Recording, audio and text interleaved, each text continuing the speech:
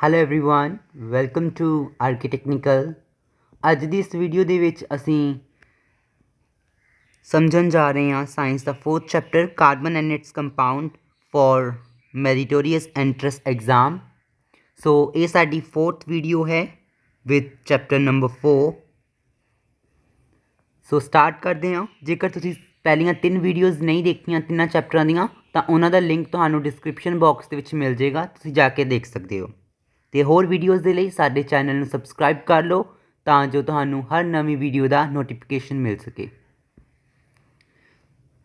ਸੋ start ਕਰਦੇ ਹਾਂ। Students, carbon and its compound chapter ਦਾ ਨਾਮ ਹੈ। ਸਭ ਤੋਂ ਪਹਿਲਾਂ ਕਾਰਬਨ ਦੇ ਬਾਰੇ ਕੁਝ ਗੱਲਾਂ ਜਾਣਨੀਆਂ ਬਹੁਤ ਜ਼ਰੂਰੀ ਨੇ ਤੁਹਾਡੇ ਲਈ, ਜਿਹੜੀਆਂ ਐਗਜ਼ਾਮੀਨੇਸ਼ਨ ਪੁਆਇੰਟ ਆਫ ਵਿਊ ਤੋਂ ਇੰਪੋਰਟੈਂਟ ਨੇ।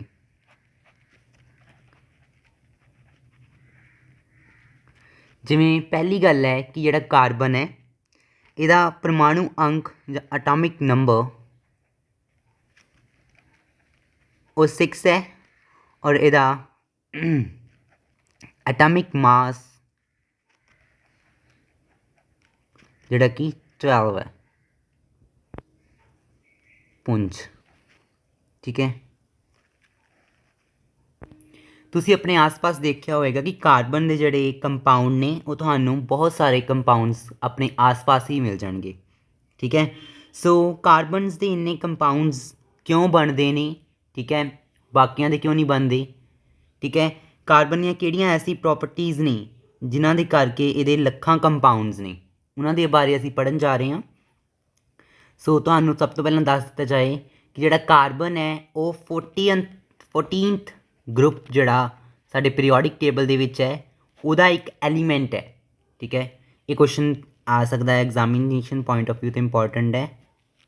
14th ਗਰੁੱਪ ਦੇ ਵਿੱਚ ਇਹ ਜਿਹੜਾ ਆ ਪਿਆ ਹੁੰਦਾ ਆ ਔਰ ਇਹਦੀ ਜਿਹੜੀ ਇਲੈਕਟ੍ਰੋਨਿਕ ਕਨਫੀਗਰੇਸ਼ਨ ਹੈ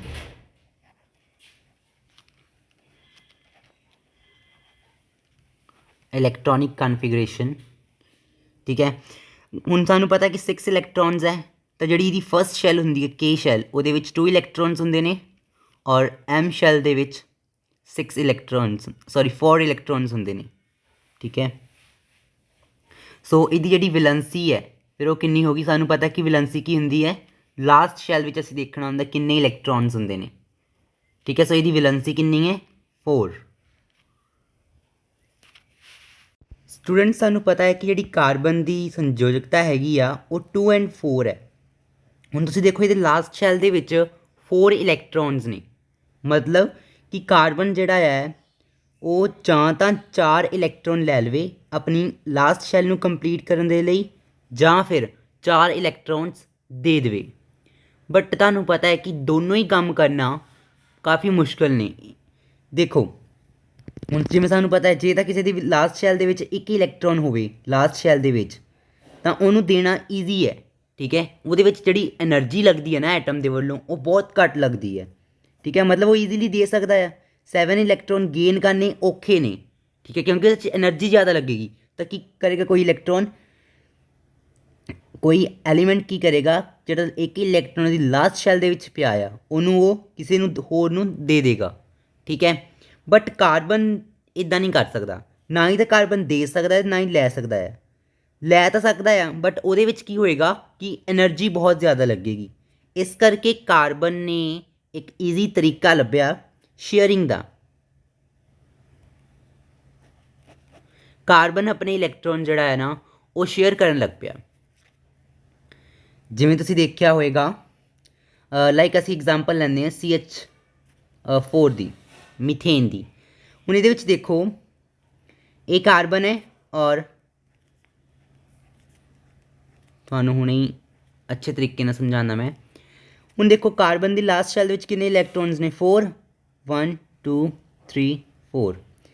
ਹਾਈਡਰੋਜਨ ਦੇ ਕੋਲ ਸਾਨੂੰ ਪਤਾ ਹੈ ਕਿ 1 ਇਲੈਕਟ੍ਰੋਨ ਹੁੰਦਾ ਆ। ਠੀਕ ਹੈ, ਇਸ ਕਾਰਬਨ ਨੇ ਕੀ ਕੀਤਾ ਕਿ ਆਪਣੇ ਇਲੈਕਟ੍ਰੋਨ ਸ਼ੇਅਰ ਕਰ ਲਏ ਅਤੇ ਹਾਈਡਰੋਜਨ ਆ ਦੇਖੋ ਆਹ ਚੀਜ਼ ਦੇਖੋ, ਕਾਰਬਨ ਦੇ ਕੋਲ 4 ਇਲੈਕਟ੍ਰੋਨਸ ਹੋ ਗਏ, 4 ਹੋ ਗਏ, ਕੰਪਲੀਟ ਹੋ ਗਏ ਕਾਰਬਨ ਦੇ ਇਲੈਕਟ੍ਰੋਨ। ਹਾਈਡਰੋਜਨ ਦੇ ਵੀ ਇਲੈਕਟ੍ਰੋਨ ਕੰਪਲੀਟ ਹੋ ਗਏ। ਹਾਈਡਰੋਜਨ ਦਾ 1 ਇਲੈਕਟ੍ਰੋਨ, ਇੱਕ ਨੇ ਇਹ ਕੀਤਾ ਸ਼ੇਅਰਿੰਗ ਕਰ ਲਈ, ਇਸ ਹਾਈਡਰੋਜਨ ਨੇ ਵੀ ਸ਼ੇਅਰਿੰਗ ਕਰ ਲਈ, ਇਸ ਹਾਈਡਰੋਜਨ ਨੇ ਵੀ ਸ਼ੇਅਰਿੰਗ ਕਰ ਲਈ, ਤੇ ਇਸ ਹਾਈਡਰੋਜਨ ਨੇ ਵੀ ਸ਼ੇਅਰਿੰਗ ਕਰ ਲਈ। ਤੁਸੀਂ ਦੇਖੋ ਕਿ ਹਰ ਇੱਕ ਐਲੀਮੈਂਟ ਜਿਹੜਾ ਹਾਈਡਰੋਜਨ ਦੀ ਜਿਹੜੀ ਇਲੈਕਟ੍ਰੋਨਿਕ ਕਨਫੀਗਰੇਸ਼ਨ ਹੈ ਉਹ ਵੀ ਫੁੱਲਫਿਲ ਹੋ ਗਈ। ਠੀਕ ਹੈ, ਮਤਲਬ ਸੈਟ ਇਹਦੇ ਵੀ 2 ਇਲੈਕਟ੍ਰੋਨਸ ਕੰਪਲੀਟ ਹੋ ਗਏ, ਇਹਦੇ ਕਾਰਬਨ ਦੇ 8 ਇਲੈਕਟ੍ਰੋਨ ਜਿਹੜੇ ਨੇ ਉਹ ਕੰਪਲੀਟ ਹੋ ਗਏ ਸ਼ੇਅਰਿੰਗ ਦੇ ਨਾਲ। ਇਸ ਪ੍ਰਕਾਰ ਜਿਹੜਾ ਆ ਕਾਰਬਨ ਹੈ ਉਹ ਸ਼ੇਅਰਿੰਗ ਕਰ ਲੈਂਦਾ ਹੈ। ਠੀਕ ਹੈ, ਸੋ ਕਾਰਬਨ ਕੀ ਕਰਦਾ ਹੈ, ਸ਼ੇਅਰਿੰਗ ਕਰਕੇ ਨਿਊ ਕੰਪਾਊਂਡਸ ਬਣਾਉਂਦਾ ਆ, ਨਿਊ ਬੌਂਡਸ ਬਣਾਉਂਦਾ ਆ। ਇਹਨਾਂ ਬੌਂਡਸ ਨੂੰ ਅਸੀਂ ਕੀ ਕਹਿੰਦੇ ਆ, ਕੋਵੈਲੈਂਟ ਬੌਂਡ। ਠੀਕ ਹੈ, ਪੰਜਾਬੀ 'ਚ ਇਹਨੂੰ ਕਹਿੰਦੇ ਨੇ ਸਹਿ ਸੰਯੋਜਨ ਬੰਧਨ। ਸਹਿ ਸੰਯੋਜਨ ਬੰਧਨ। ਸੋ ਆਈ ਹੋਪ ਕਿ ਤੁਹਾਨੂੰ ਪਤਾ ਲੱਗ ਗਿਆ ਹੋਵੇਗਾ ਕਿ ਕੋਵੈਲੈਂਟ ਬੌਂਡਿੰਗ ਜਾਂ ਕੋਵੈਲੈਂਟ ਮੋਲੀਕਿਊਲਸ ਕੀ ਹੁੰਦੇ ਨੇ। ਉਸ ਤੋਂ ਬਾਅਦ ਆ ਜਾਂਦਾ ਹੈ ਕਿ ਜਿਹੜੀ ਕੋਵੈਲੈਂਟ ਬੌਂਡਿੰਗ ਹੈ ਜਾਂ ਕੋਵੈਲੈਂਟ ਬੌਂਡਸ ਨੇ, ਇਹ ਬੇਸਿਕਲੀ 3 ਟਾਈਪਸ ਦੇ ਨੇ। ਫਸਟ ਹੈ ਸਿੰਗਲ ਕੋਵੈਲੈਂਟ ਬੌਂਡ।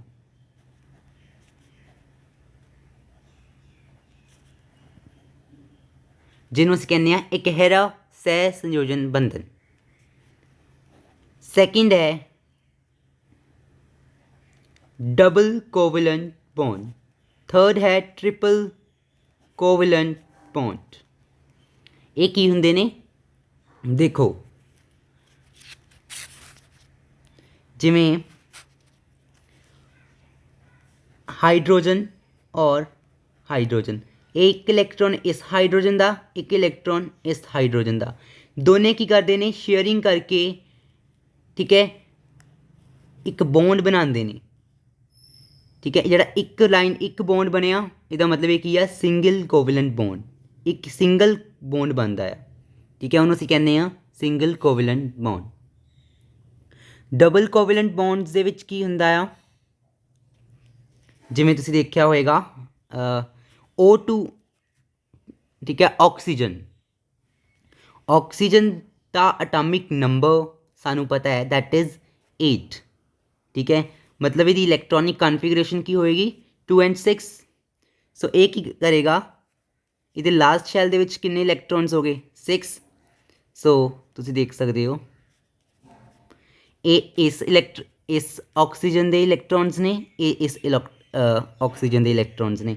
ਇਸ ਆਕਸੀਜਨ ਨੇ ਕੀ ਕੀਤਾ, ਇਹਦੇ ਕੋਲ 6 ਹੈਗੇ ਆ, ਇਹਨੂੰ 2 ਇਲੈਕਟ੍ਰੋਨਸ ਦੀ ਹੋਰ ਜ਼ਰੂਰਤ ਹੈ, ਇਹਨੇ ਇਸ ਆਕਸੀਜਨ ਦੇ ਕਰ ਲਏ ਸ਼ੇਅਰਿੰਗ ਕਰ ਲਈ। ਇਸ ਆਕਸੀਜਨ ਨੇ ਇਸ ਆਕਸੀਜਨ ਦੇ 2 ਇਲੈਕਟ੍ਰੋਨ ਸ਼ੇਅਰ ਕਰ ਲਏ। ਠੀਕ ਹੈ, ਸ਼ੇਅਰਿੰਗ ਕਰ ਲਈ। ਹੁਣ ਇਹਦੇ ਵੀ 8 ਕੰਪਲੀਟ ਹੋ ਗਏ, ਇਹਦੇ ਵੀ 8 ਕੰਪਲੀਟ ਹੋ ਗਏ। ਠੀਕ ਹੈ, ਇਹਨਾਂ ਨੇ ਕਿੰਨੇ ਜਿਹੜੇ ਇਲੈਕਟ੍ਰੋਨਸ ਨੇ ਉਹ ਸ਼ੇਅਰ ਕੀਤੇ। ਹੁਣ ਦੇਖੋ ਕੀ ਬਣ ਗਏ, 2 ਬੌਂਡਸ ਬਣ ਗਏ। ਇਹਦਾ ਮਤਲਬ ਇਹ ਕੀ ਹੈ, ਡਬਲ ਕੋਵੈਲੈਂਟ ਬੌਂਡ। ਠੀਕ ਹੈ, ਇਸੇ ਤਰ੍ਹਾਂ ਟ੍ਰਿਪਲ ਕੋਵੈਲੈਂਟ ਬੌਂਡਸ ਹੁੰਦੇ ਨੇ, ਇਹਨਾਂ ਦੇ ਵਿੱਚ ਕੀ ਹੁੰਦੇ ਆ, 3 ਬੌਂਡ ਬਣਦੇ ਨੇ। ਜਿਵੇਂ ਇਹਨਾਂ ਨੇ 2 ਬਣੇ ਨੇ ਡਬਲ, ਅਤੇ ਟ੍ਰਿਪਲ ਦੇ ਵਿੱਚ ਕੀ ਹੋਏਗਾ, 3 ਬਣਨਗੇ। ਟ੍ਰਿਪਲ ਦੀ ਵੀ ਐਗਜ਼ਾਮਪਲ ਲੈਂਦੇ ਹਾਂ। ਟ੍ਰਿਪਲ ਦੀ ਐਗਜ਼ਾਮਪਲ ਅਸੀਂ ਲੈਂਦੇ ਹਾਂ N2, ਨਾਈਟ੍ਰੋਜਨ ਮੋਲੀਕਿਊਲ। ਨਾਈਟ੍ਰੋਜਨ ਦਾ ਸਾਨੂੰ ਪਤਾ 7 ਹੁੰਦਾ ਹੈ ਐਟੋਮਿਕ ਨੰਬਰ। ਸੋ ਇਹਦੀ ਕਨਫੀਗਰੇਸ਼ਨ ਕੀ ਹੋਏਗੀ, 2 and 5। ਸੋ ਤੁਸੀਂ ਦੇਖੋ N।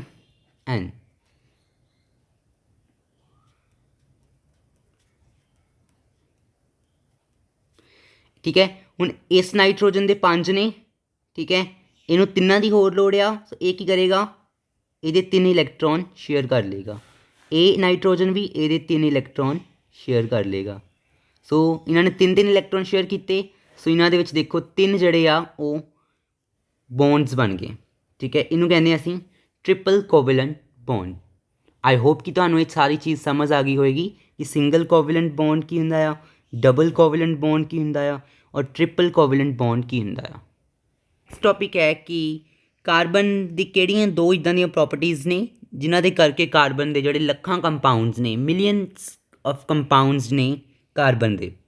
ਸੋ ਉਹ 2 ਪ੍ਰੋਪਰਟੀਜ਼ ਹੈ, ਤੁਹਾਨੂੰ ਪਤਾ ਹੈ, ਕੈਟੀਨੇਸ਼ਨ ਐਂਡ ਟੈਟਰਾਵੈਲੈਂਸੀ।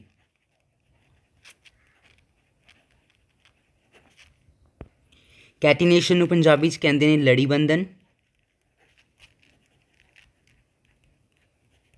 ਤੇ ਟੈਟਰਾਵੈਲੈਂਸੀ ਮਤਲਬ ਕਿ ਜਿਹੜੀ ਕਾਰਬਨ ਦੀ ਵੈਲੈਂਸੀ ਹੈ, ਸੰਯੋਜਕਤਾ ਆ, ਉਹ ਕਿੰਨੀ ਹੈ? 4 ਹੈ। ਦੋ ਪ੍ਰੋਪਰਟੀਜ਼ ਦੇ ਕਰਕੇ ਕਾਰਬਨ ਦੇ ਲੱਖਾਂ ਕੰਪਾਊਂਡਸ ਨੇ, ਇੱਕ ਕੈਟੀਨੇਸ਼ਨ ਜਿਹਨੂੰ ਲੜੀ ਬੰਧਨ ਕਹਿੰਦੇ ਨੇ, ਦੂਸਰੀ ਟੈਟਰਾਵੈਲੈਂਸੀ ਮਤਲਬ ਕਿ ਕਾਰਬਨ ਦੀ ਜਿਹੜੀ ਵੈਲੈਂਸੀ ਹੈ 4 ਵੈਲੈਂਸੀ ਜਿਹੜੀ ਹੈ ਉਸ ਦੇ ਕਾਰਨ। ਸਟੂਡੈਂਟਸ ਕੈਟੀਨੇਸ਼ਨ ਕੀ ਹੁੰਦੀ ਆ? ਕੈਟੀਨੇਸ਼ਨ ਕੀ ਆ? ਕਾਰਬਨ ਦੀ ਇੱਕ ਇੱਦਾਂ ਦੀ ਪ੍ਰੋਪਰਟੀ ਆ ਜਿਸ ਦੇ ਕਰਕੇ ਕਾਰਬਨ ਕੀ ਆ ਆਪਣੇ ਹੋਰ ਪਰਮਾਣੂਆਂ ਦੇ ਨਾਲ ਬੰਧਨ ਬਣਾਉਂਦਾ ਆ। ਠੀਕ ਹੈ, ਉਸ ਪ੍ਰੋਪਰਟੀ ਨੂੰ ਕਹਿੰਦੇ ਆ ਕੈਟੀਨੇਸ਼ਨ। ਕਾਰਬਨ ਦੇ ਹੋਰ ਪਰਮਾਣੂਆਂ ਦੇ ਨਾਲ ਬੰਧਨ ਬਣਾਉਣ ਦੀ ਪ੍ਰੋਪਰਟੀ ਨੂੰ ਅਸੀਂ ਕੀ ਕਹਿੰਦੇ ਆ? ਕੈਟੀਨੇਸ਼ਨ, ਲੜੀ ਬੰਧਨ। ਔਰ ਟੈਟਰਾਵੈਲੈਂਸੀ ਕੀ ਹੈ? ਟੈਟਰਾਵੈਲੈਂਸੀ ਮਤਲਬ ਕਿ ਕਾਰਬਨ ਦੀ ਜਿਹੜੀ 4 ਵੈਲੈਂਸੀ ਹੈ, ਠੀਕ ਹੈ, ਉਸ 4 ਵੈਲੈਂਸੀ ਦੇ ਕਾਰਨ ਕਾਰਬਨ ਕੀ ਆ? ਕੈਪੇਬਲ ਹੈ ਹੋਰ 4 ਪਰਮਾਣੂਆਂ ਦੇ ਨਾਲ ਬੌਂਡ ਬਣਾਉਣ ਦੇ ਲਈ। ਠੀਕ ਹੈ, ਸੋ ਇਹਨਾਂ ਪ੍ਰੋਪਰਟੀਜ਼ ਨੂੰ ਯਾਦ ਰੱਖਣਾ ਹੈ, ਇੰਪੋਰਟੈਂਟ ਪ੍ਰੋਪਰਟੀਜ਼ ਨੇ ਕਾਰਬਨ ਦੀਆਂ। ਲਾਸਟ ਈਅਰ ਦੇ ਜਿਹੜਾ ਐਂਟਰੈਂਸ ਐਗਜ਼ਾਮ ਹੋਇਆ ਸੀਗਾ ਉਹਦੇ ਵਿੱਚ ਇਹਨਾਂ ਕੈਟੀਨੇਸ਼ਨ ਨਾਲ ਰਿਲੇਟਡ ਇੱਕ ਕੁਐਸਚਨ ਆਇਆ ਸੀਗਾ। ਠੀਕ ਹੈ, ਕਿ ਹੇਠ ਲਿਖਿਆਂ ਦੇ ਵਿੱਚੋਂ ਕਿਹੜੀ ਕਾਰਬਨ ਦੀ ਪ੍ਰੋਪਰਟੀ ਹੈ ਜਿਹਦੇ ਕਰਕੇ ਕਾਰਬਨ ਜਿਹੜਾ ਆ ਕੈਪੇਬਲ ਹੁੰਦਾ ਆ ਹੋਰ ਹੋਰ ਪਰਮਾਣੂਆਂ ਦੇ ਨਾਲ ਬੌਂਡਸ ਬਣਾਉਣ ਨੂੰ। ਠੀਕ ਹੈ, ਉਸ ਪ੍ਰੋਪਰਟੀ ਦਾ ਨਾਮ ਪੁੱਛਿਆ ਸੀਗਾ ਉਹਨਾਂ ਨੇ, ਦੈਟ ਇਜ਼ ਕੈਟੀਨੇਸ਼ਨ। ਠੀਕ ਹੈ, ਸੋ ਇਹਦੇ ਨਾਲ ਰਿਲੇਟਡ ਕੁਐਸਚਨ ਆਉਂਦਾ ਹੁੰਦਾ ਆ, ਸੋ ਇਹ ਟੌਪਿਕ ਇੰਪੋਰਟੈਂਟ ਨੇ। ਇਸ ਤੋਂ ਬਾਅਦ ਇੰਪੋਰਟੈਂਟ ਟੌਪਿਕ ਹੈਗਾ ਹੈ ਸੈਚੂਰੇਟਡ ਐਂਡ ਅਨਸੈਚੂਰੇਟਡ ਕੰਪਾਊਂਡਸ। ਸੈਚੂਰੇਟਡ ਕੰਪਾਊਂਡਸ ਕੀ ਹੁੰਦੇ ਨੇ? ਜਿਨ੍ਹਾਂ ਦੇ ਵਿੱਚ ਸਿੰਗਲ ਬੌਂਡ ਹੁੰਦਾ ਆ। ਠੀਕ ਹੈ, ਸਿੰਗਲ ਕੋਵਲੈਂਟ ਬੌਂਡ ਹੋਵੇ ਉਹਨਾਂ ਨੂੰ ਅਸੀਂ ਕਹਿੰਦੇ ਹਾਂ ਸੈਚੂਰੇਟਡ। ਔਰ ਅਨਸੈਚੂਰੇਟਡ ਕੰਪਾਊਂਡ ਕੀ ਹੁੰਦਾ ਆ? ਜਿਨ੍ਹਾਂ ਦੇ ਵਿੱਚ double and triple covalent bond ਹੋਵੇ। ਠੀਕ ਹੈ, ਉਹਨਾਂ ਨੂੰ ਕਹਿੰਦੇ ਨੇ ਸਿੰਗਲ ਵਾਲਿਆਂ ਨੂੰ ਸੈਚੂਰੇਟਡ ਔਰ ਡਬਲ ਅਤੇ ਟ੍ਰਿਪਲ ਵਾਲਿਆਂ ਨੂੰ ਅਨਸੈਚੂਰੇਟਡ ਕੰਪਾਊਂਡਸ। ਸਟੂਡੈਂਟਸ ਇਸ ਤੋਂ ਇਲਾਵਾ ਜਿਹੜਾ ਮੋਸਟ ਇੰਪੋਰਟੈਂਟ ਟੌਪਿਕ ਹੈ ਦੈਟ ਇਜ਼ ਨੋਮਨਕਲੇਚਰ, ਨਾਮਕਰਨ। ਇਹ ਬਹੁਤ ਇੰਪੋਰਟੈਂਟ ਟੌਪਿਕ ਹੈ, ਅਗਲੀਆਂ ਕਲਾਸਿਸ ਦੇ ਵਿੱਚ ਵੀ ਤੁਹਾਡੇ ਕੰਮ ਆਏਗਾ। ਸਭ ਤੋਂ ਪਹਿਲਾਂ ਨੋਮਨਕਲੇਚਰ 'ਚ ਗੱਲ ਆਉਂਦੀ ਹੈ ਰੂਟ ਵਰਡ ਦੀ। ਦੇਖੋ, ਜੇ ਇੱਕ ਕਾਰਬਨ ਹੈ ਤਾਂ ਸਾਡੇ ਕੋਲ ਮੀਥ ਲੱਗੇਗਾ ਰੂਟ ਵਰਡ। ਜੇ 2 ਕਾਰਬਨ ਹੈ ਤਾਂ ਈਥ ਲੱਗੇਗਾ। 3 ਕਾਰਬਨ ਹੈ ਤਾਂ ਪ੍ਰੋਪ ਲੱਗੇਗਾ। 4 ਕਾਰਬਨ ਹੈ ਤਾਂ ਪੈਂਟ ਲੱਗੇਗਾ। ਠੀਕ ਹੈ, ਜੇ 5 ਕਾਰਬਨ ਹੈ ਜੇ 4 ਕਾਰਬਨ ਹੈ ਤਾਂ ਬਿਊਟ ਲੱਗੇਗਾ। 5 ਕਾਰਬਨ ਹੈ ਤਾਂ ਪੈਂਟ ਲੱਗੇਗਾ। 6 ਕਾਰਬਨ ਹੈ ਤਾਂ ਹੈਕਸ ਲੱਗੇਗਾ। 7 ਕਾਰਬਨ ਹੈ ਤਾਂ ਹੈਪਟ ਲੱਗੇਗਾ। ਠੀਕ ਹੈ, 8 ਕਾਰਬਨ ਹੈ ਤਾਂ ਔਕਟ ਲੱਗੇਗਾ। ਠੀਕ ਹੈ, ਸੋ ਇਹ 8 ਜਿਹੜੇ ਨੇ ਇਹ ਤੁਹਾਡੇ ਲਈ ਮੋਸਟ ਇੰਪੋਰਟੈਂਟ ਨੇ। ਠੀਕ ਹੈ, ਇਹਨਾਂ ਤੋਂ ਤੁਹਾਨੂੰ ਕੁਐਸਚਨਸ ਆਉਣਗੇ। ਦੇਖੋ ਹੁਣ ਤੁਸੀਂ ਕਿਵੇਂ ਯੂਜ਼ ਕਰਨਾ ਇਹਨਾਂ ਨੂੰ। ਸੈਕਿੰਡ ਜਿਹੜੀ ਥਿੰਗ ਹੈ ਨਾ, ਸਭ ਤੋਂ ਪਹਿਲਾਂ ਤੁਸੀਂ ਆਈਡੈਂਟੀਫਾਈ ਕਰਨਾ ਕਿ ਨੰਬਰ ਆਫ ਕਾਰਬਨਸ ਕਿੰਨੇ ਨੇ। ਠੀਕ ਹੈ, ਜੇ 1 ਕਾਰਬਨ ਹੋਇਆ ਤਾਂ ਮੀਥ ਲਗਾਓਗੇ, 2 ਹੋਇਆ ਤਾਂ ਈਥ, 3 ਕਾਰਬਨ ਹੋਏ ਤਾਂ ਪ੍ਰੋਪ। ਠੀਕ ਹੈ, ਉਸ ਤੋਂ ਇਲਾਵਾ ਜਿਹੜੇ ਸਾਡੇ ਕੋਲ ਸਫਿਕਸ ਹੁੰਦੇ ਨੇ ਏਨ, ਈਨ, ਆਈਨ। ਠੀਕ ਹੈ, ਜੇ ਤਾਂ ਸਿੰਗਲ ਬੌਂਡ ਹੈ, ਜੇ ਸਿੰਗਲ ਬੌਂਡ ਹੋਇਆ ਤਾਂ ਏਨ ਲੱਗੇਗਾ। ਜੇ ਡਬਲ ਬੌਂਡ ਹੋਇਆ, ਠੀਕ ਹੈ, ਤਾਂ ਕੀ ਲੱਗੇਗਾ? ਈਨ ਲੱਗੇਗਾ। ਔਰ ਜੇ ਟ੍ਰਿਪਲ ਬੌਂਡ ਹੋਇਆ ਤਾਂ ਈਨ ਲੱਗੇਗਾ। ਠੀਕ ਹੈ, ਔਰ ਇੱਕ ਮੇਨ ਚੀਜ਼ ਹੋਰ ਹੈ ਕਿ ਜਿਹੜੇ ਫੰਕਸ਼ਨਲ ਗਰੁੱਪ ਨੇ ਮਤਲਬ ਕਿਰਿਆਤਮਕ ਸਮੂਹ ਨੇ ਜਿਹੜੇ, ਇਹ ਵੀ ਸਫਿਕਸ ਹੁੰਦੇ ਨੇ। ਠੀਕ ਹੈ, ਕੁਝ ਇੰਪੋਰਟੈਂਟ ਫੰਕਸ਼ਨਲ ਗਰੁੱਪ ਦੀ ਗੱਲ ਕਰ ਲਈਏ। Functional group as a suffix ਲੱਗਦੇ ਨੇ।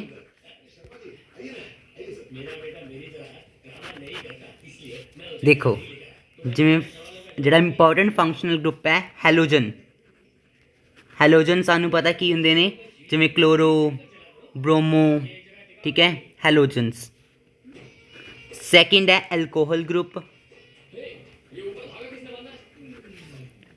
ਹੋਰ ਤੀਜਾ ਇੰਪੋਰਟੈਂਟ ਹੈ ਐਲਡੀਹਾਈਡ।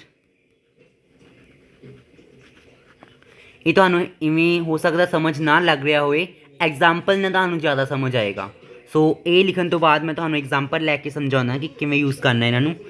ਕੀਟੋਨ, ਫਿਲਹਾਲ ਤੁਸੀਂ ਇਹਨਾਂ ਨੂੰ ਸਮਝੋ। ਕਾਰਬੋਕਸਿਲਿਕ ਐਸਿਡ,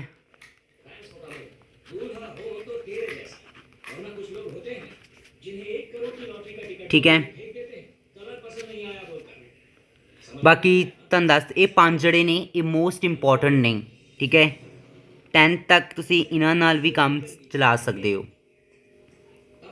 ਹੁਣ ਦੇਖੋ, ਜਿਵੇਂ ਸਾਡੇ ਕੋਲ ਤੁਹਾਨੂੰ ਕੋਈ ਉਹਨਾਂ ਨੇ ਸਟਰਕਚਰ ਦੇ ਦਿੱਤਾ, ਲਾਈਕ ਆਹ ਸਟਰਕਚਰ ਦਿੱਤਾ ਹੋਇਆ ਆ, ਇਹਦੇ ਨਾਲ ਹਾਈਡਰੋਜਨ ਲੱਗੀਆਂ ਹੋਈਆਂ ਨੇ,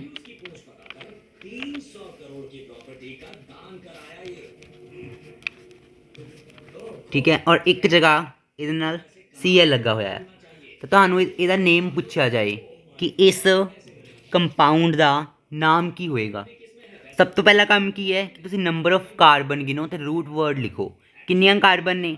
1 2 3, 3 ਕਾਰਬਨ ਨੇ, ਮਤਲਬ ਕੀ ਲੱਗੇਗਾ? 3 ਕਾਰਬਨ ਹੋਣ ਤਾਂ ਕੀ ਲੱਗਦਾ? ਪ੍ਰੋਪ, ਮਤਲਬ ਕੀ ਲੱਗੇਗਾ ਇੱਥੇ? ਪ੍ਰੋਪ। ਉਸ ਤੋਂ ਬਾਅਦ ਜਿਹੜੀ ਅਸੀਂ ਗੱਲ ਕੀਤੀ ਹੈ ਹੈਲੋਜਨਸ ਦੀ, ਹੁਣ ਹੈਲੋਜਨਸ ਜਿਹੜੇ ਨੇ ਇਹ ਲੱਗਦੇ ਨੇ as a prefix. Alcohol, aldehyde, ਕੀਟੋਨ ਇਹ ਸਾਰੇ ਲੱਗਦੇ ਨੇ ਐਜ਼ ਅ ਸੁਫਿਕਸ। ਇੰਨੀ ਗੱਲ ਯਾਦ ਰੱਖਣੀ ਹੈ, ਹੈਲੋਜਨਸ ਹਮੇਸ਼ਾ ਐਜ਼ ਅ ਪ੍ਰੀਫਿਕਸ ਲੱਗਦੇ ਨੇ। ਹੁਣ ਇਹਦੇ ਵਿੱਚ ਹੈਲੋਜਨ ਕੀ ਹੈ? ਕਲੋਰੋ, ਇਹ ਪ੍ਰੀਫਿਕਸ ਲੱਗੇਗਾ। ਪ੍ਰੀਫਿਕਸ ਮਤਲਬ ਅਗੇਤਰ, ਅੱਗੇ ਲੱਗੇਗਾ। ਸੋ ਇੱਥੇ ਲੱਗ ਜਾਏਗਾ ਕਲੋਰੋ, ਠੀਕ ਹੈ। ਕਲੋਰੋ ਲੱਗ ਗਿਆ, ਅੱਗੇ ਲੱਗੇਗਾ ਪ੍ਰੋਪ 'ਤੇ। ਉਸ ਤੋਂ ਬਾਅਦ ਹੁਣ ਦੇਖੋ ਸੁਫਿਕਸ ਲੱਗਣਾ ਹੈ। ਹੁਣ ਇਹਦੇ ਵਿੱਚ ਫੰਕਸ਼ਨਲ ਗਰੁੱਪ ਜਿਹੜਾ ਆ ਉਹ ਤਾਂ ਹੈਲੋਜਨ ਹੀ ਲੱਗਾ ਹੋਇਆ ਆ, ਠੀਕ ਹੈ। ਹੁਣ ਅਸੀਂ ਐਂਡ 'ਤੇ ਕੀ ਲਗਾਉਣਾ ਹੈ? ਸੁਫਿਕਸ। ਐਂਡ 'ਤੇ ਅਸੀਂ ਲਗਾਉਣਾ ਆ ਕਿ ਬੌਂਡ ਦੇਖਣਾ ਆ।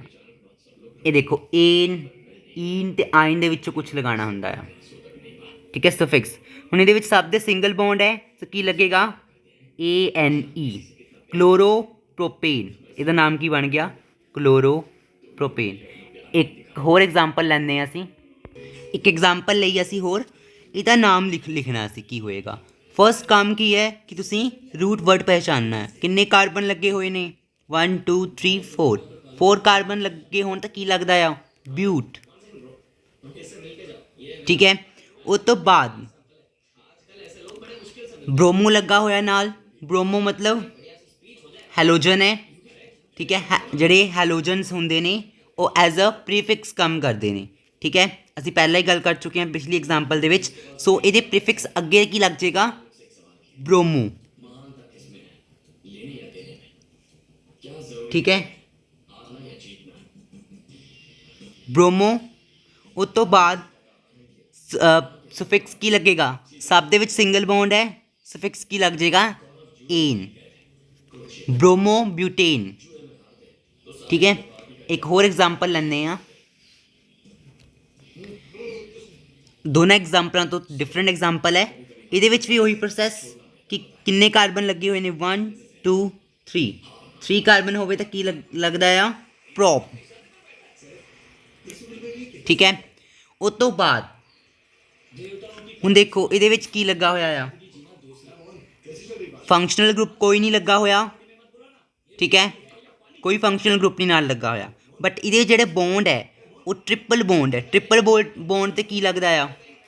ਆਈਨ, YNE, ਆਈਨ। ਕੀ ਬਣ ਗਿਆ? ਪ੍ਰੋਪਾਈਨ। ਦੈਟਸ ਇਟ, ਨਾਮ ਹੋ ਗਏ। ਸੋ ਇਹ ਨੋਮਨਕਲੇਚਰ ਹੈ, ਇਹ ਪ੍ਰੈਕਟਿਸ ਨਾਲ ਹੀ ਆਉਂਦਾ ਆ, ਠੀਕ ਹੈ। ਸਿਰਫ ਵੀਡੀਓ ਦੇਖ ਕੇ ਤੁਹਾਨੂੰ ਇਹ ਨੋਮਨਕਲੇਚਰ ਨਹੀਂ ਆ ਜਾਏਗਾ।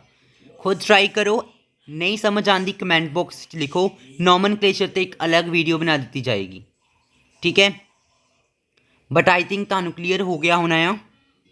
ਸਭ ਤੋਂ ਪਹਿਲਾ ਕੰਮ ਤਾਂ ਕੀ ਹੁੰਦਾ ਆ ਕਿ ਤੁਸੀਂ ਰੂਟ ਵਰਡ ਪਹਿਚਾਨਣਾ ਕੀ ਹੋਏਗਾ। ਨੰਬਰ ਆਫ ਕਾਰਬਨਸ ਕਿੰਨੇ ਲੱਗੇ ਹੋਏ ਨੇ, ਉਹ ਤੋਂ ਤੁਹਾਡਾ ਰੂਟ ਵਰਡ ਆ ਜਾਏਗਾ। ਉਸ ਤੋਂ ਬਾਅਦ ਜੇ ਕੋਈ ਪ੍ਰੀਫਿਕਸ ਹੈਲੋਜਨ ਲੱਗਾ ਹੋਇਆ ਆ ਤਾਂ ਉਹ ਪ੍ਰੀਫਿਕਸ ਲੱਗ ਜਾਏਗਾ। ਬੋਨਸ ਦੇਖ ਕੇ ਤੁਹਾਡਾ ਸਫਿਕਸ ਲੱਗ ਜਾਏਗਾ ਕਿ ਏਨ ਆਉਣਾ ਹੈ ਜਾਂ ਆਇਨ ਆਉਣਾ ਹੈ, ਠੀਕ ਹੈ। ਸਟੂਡੈਂਟਸ ਨੋਮਨਕਲੇਚਰ ਨਾਲ ਰਿਲੇਟਡ ਜਿਹੜੇ ਬੁੱਕ ਦੇ ਕੁਐਸਚਨ ਨੇ ਤੁਹਾਡੇ ਉਹ ਵੀ ਲੈਂਦੇ ਆ। ਜਿਵੇਂ ਇਹਨਾਂ ਨੇ ਬੁੱਕ 'ਚ ਕੁਐਸਚਨ ਹੈ ਕਿ CH3 CH2 ਤੇ BR, ਇਹ ਕੁਐਸਚਨ ਦਿੱਤਾ ਹੋਇਆ ਬੁੱਕ ਦੇ ਵਿੱਚ, ਔਰ ਇਹਦਾ ਨਾਮਕਰਨ ਕਰਨ ਨੂੰ ਕਿਹਾ ਹੋਇਆ ਆ। ਕਿੰਨੇ ਕਾਰਬਨ ਲੱਗੇ ਹੋਏ ਨੇ? 1 2, ਮਤਲਬ 2 ਕਾਰਬਨ ਹੋਣ ਤਾਂ ਕੀ ਲੱਗਦਾ ਆ? ਈਥ। ਬ੍ਰੋਮੋ ਲੱਗਾ ਹੈ ਮਤਲਬ ਪ੍ਰੀਫਿਕਸ ਲੱਗੇਗਾ ਬ੍ਰੋਮੋ, ਔਰ ਸਭ ਦੇ ਵਿੱਚ ਸਿੰਗਲ ਬੌਂਡ ਹੈ ਬ੍ਰੋਮੋ ਇਥੇਨ। ਠੀਕ ਹੈ, ਤੁਸੀਂ ਚਾਹੋ ਤਾਂ ਇਹਦਾ ਸਟਰਕਚਰ ਕ੍ਰੀਏਟ ਕਰ ਸਕਦੇ ਹੋ। H3